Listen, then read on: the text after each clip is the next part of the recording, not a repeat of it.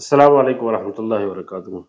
سید خورشید افسر بسوانی کی قرآن کریم کے حوالے سے ایک نہایت خوبصورت نظم میں آپ حضرات کے سامنے پیش کرنے لگا ہوں۔ اس نظم کو آپ اپنے پاس نوٹ کر لیں، ساتھیوں کو شیئر کریں، اپنے بچوں کو حفظ کی کلاس کو، ناظرے کی کلاس کو، اسکول کے بچوں کو یاد کروائیں۔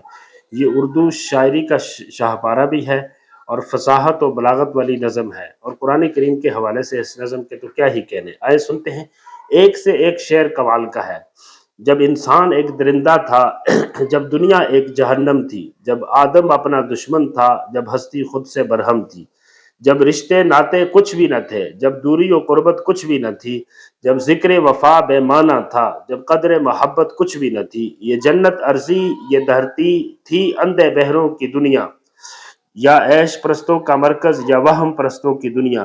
جب میں نوشی و بو الحوثی تہذیب میں داخل ہوتی تھی، جب صنف حسین بنت مریم تقدیر پہ اپنے روتی تھی، جب لڑکی کو بیٹی کہنا ناقص دشنام سمجھتے تھے، جب دختر نیک اختر کو بھی ایک پوج الزام سمجھتے تھے، جب عقل پریشان پھرتی تھی اور جہل حکومت کرتا تھا، انسان بتوں کا بندہ تھا، اللہ سے نفرت کرتا تھا، سب ساکت جامد پتھر تھے، پتھر میں کوئی موجود نہ تھا، معبود تو ان میں لاکھوں تھے حالانکہ کوئی معبود نہ تھا، پھولوں کے بدن مر جائے تھے، دریا کی روانی روتی تھی، کھیتی کا کلیجہ دکھتا تھا، فصلوں کی جوانی روتی تھی،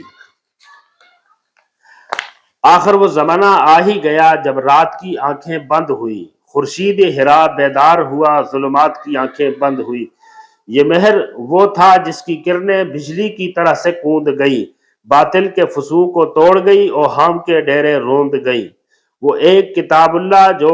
کونین کا حاصل بن کے رہی، وہ ایک صحیفہ جس کی ضیاء آرائش محفل بن کے رہی، وہ ایک بشر جو سینے میں آیات الہی لے کے اٹھا، ماحول کی تاریکی کے لیے سامان تباہی لے کے اٹھا، وہ جس کی پاک تلاوت نے اسرار حقیقت کھول دیے، بے حس تاریک فضاؤں میں انوار کے موتی رول دیے۔ کتنی خوبصورت نظم ہے۔ وہ جس کی ضیاؤں میں پل کر انسان نے خود کو پہچانا، وہ جس کی بدولت دنیا نے معبود حقیقی کو جانا، وہ قرآن جس کے لفظوں نے جینے کا قرینہ سمجھایا، ادراک کو بخشی رعنائی اخلاق کا پرچم لہرایا، قرآن وہ چشمہ ہے جس سے ہر ایک خاک نشین سیراب ہوا، دریا جو ادھر پایاب ہوا، گلشن بھی ادھر سیراب ہوا،